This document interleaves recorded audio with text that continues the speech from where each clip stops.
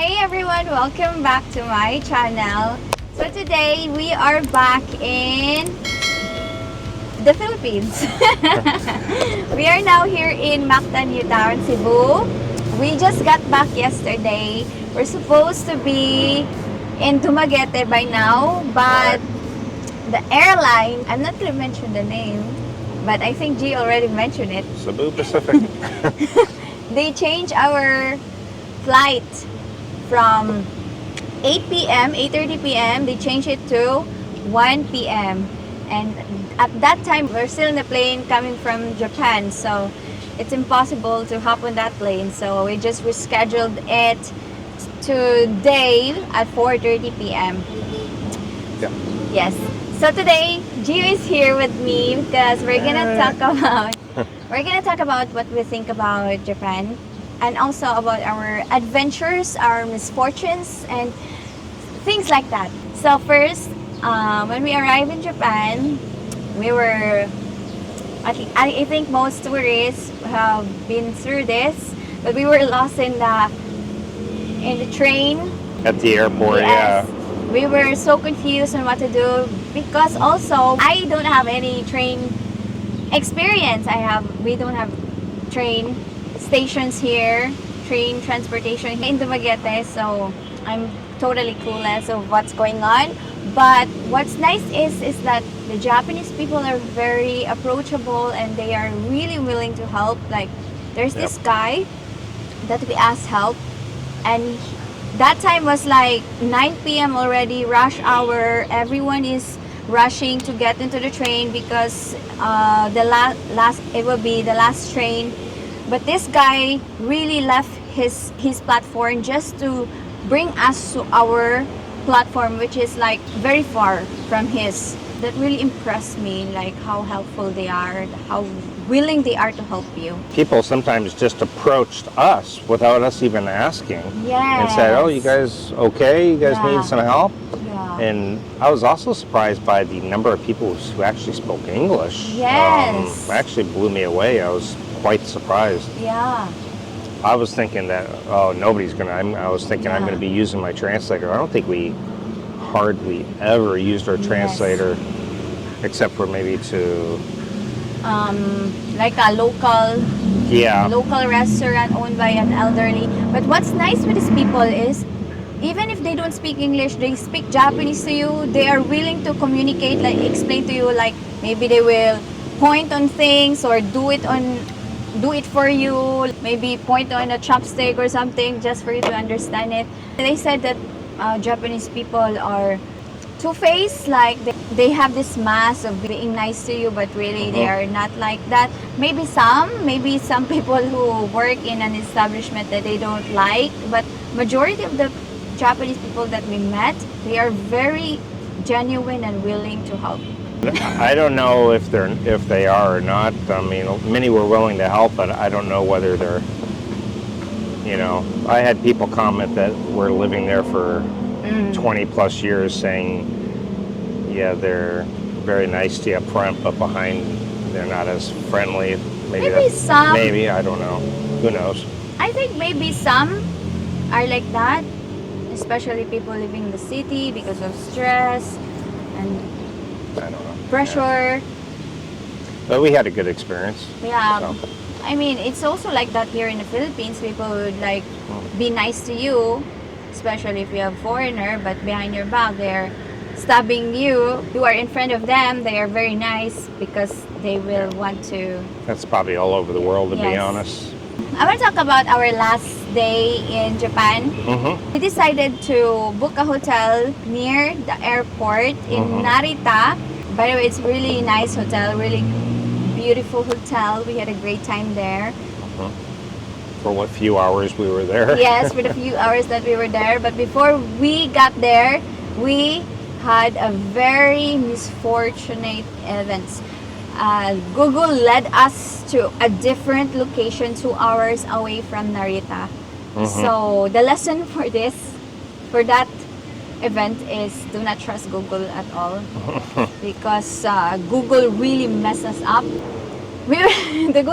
Google asked us to hop on the train, hop on the bus, and then walk for like 10 minutes to this hotel, and we were like, this is strange.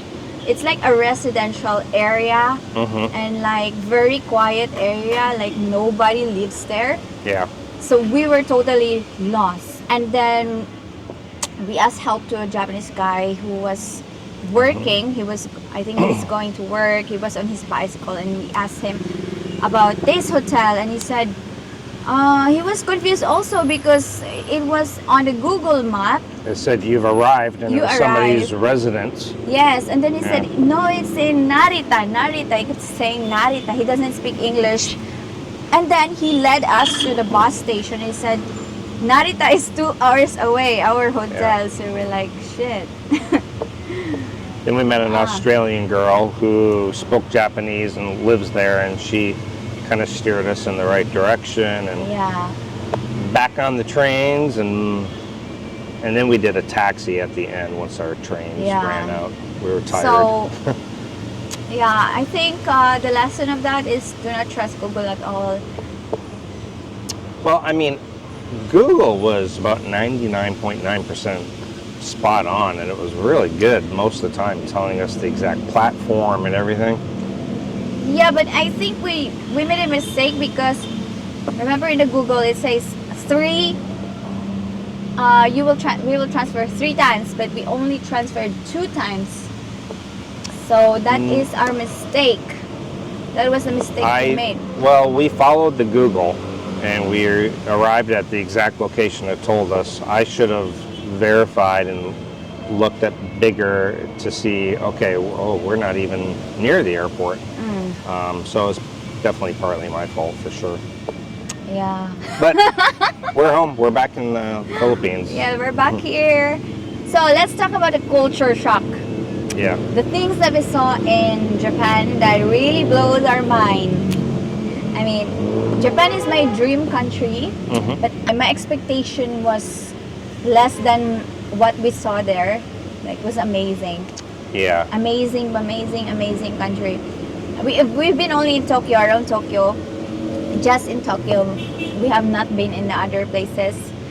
But that place is really mind-blowing. It's like they are living in the future.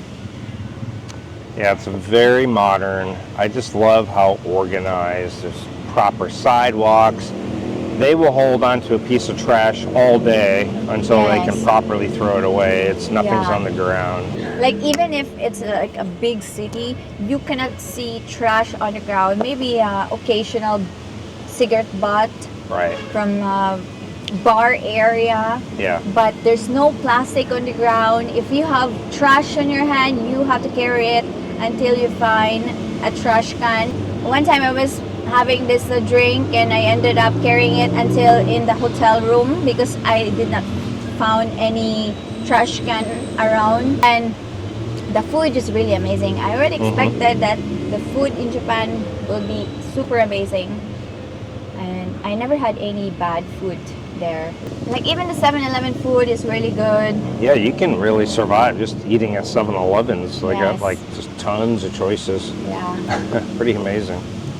Yeah, and I think we did really good in Japan because before we went to Japan, I've been watching a lot of videos about how to navigate Tokyo, the transportation train system, and they are saying get a JR card, Suica or something like that. But we didn't do that. What we did is just we buy the commuter pass daily ticket, and I think we save a lot of money because we're just traveling around Tokyo, so we don't really need that JR pass. I think you only need that if you like travel going to Kyoto or Osaka or any city, but we just travel around there. So I think we did good in that, and we found really good food places that are cheaper because there are lots of very tourist area where it's expensive. Yeah, I like how much they follow the rules. I guess maybe my army background, I love rules.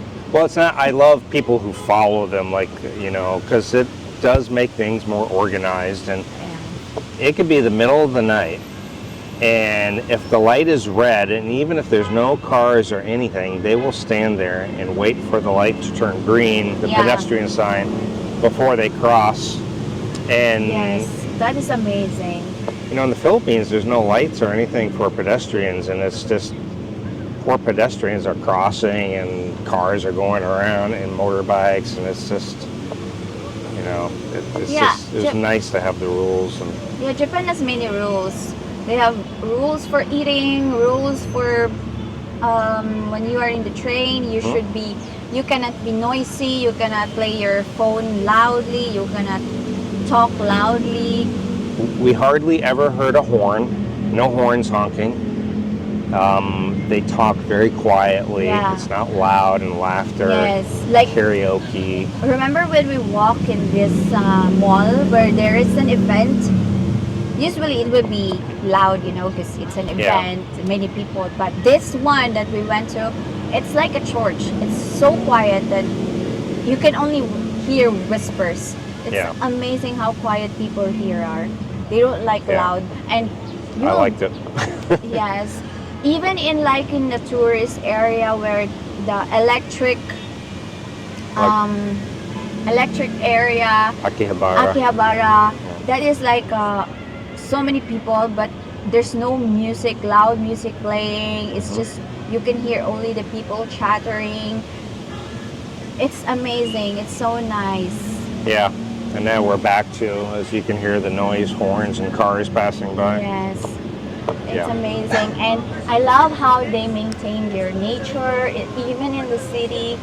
Nature all over. You can see that the trees are well taken care of. Their landscape is just so amazing. Everything about this country is so amazing. Yeah. And I think we could learn something from Japanese people. And taking pictures and videos is not allowed. And I think I get that because they are a very private person. And I think also they want you to be in the present and just enjoy the moment instead of being on your phone filming things. They want you to enjoy what is in Japan. What can you say? What do you miss? What things that really impresses you of Japan? Things that impress me and things that I'm going to miss already. Yes. As you can hear, the horns, the quiet horns honk. I miss the organization. I like, you do this, and people follow the rules. I mean, the Philippines has rules too. It's just nobody abides by them. Yeah. With driving and things like that. I'm going to miss the food, just so many food choices, and there's a lot to do. Oh my God, just Tokyo alone, we could have spent another week in Tokyo just exploring. I mean, there's so many things. There's never nothing to do. There's always something to do in Tokyo. Yes. I mean, whether it rains, something indoor, or if it's nice, they got beautiful parks. I mean, it's just everything. It's amazing. And they have so many museums, different kinds of museum of everything. What I will miss about Japan, I think I will miss the food, number one. Mm-hmm. The second is the heated toilet seat. The heated toilet seat. It's really amazing. The whole bathroom experience is amazing. How you can have background music, the bidet, different choices. Yeah. I will miss the nature, even if we are in the city. There's still you can see the trees are well taken care of. Yep. The birds chirping, the beautiful parks. I will miss that. But I think how about the quiet? The quietness, I will miss that. Yeah. And I will miss the people also. I like the people there. They're very friendly. They're very nice. I think that people just say that they are two-faced and they're just polite in front of you because that's expected of them. But I think they are just not very expressive people.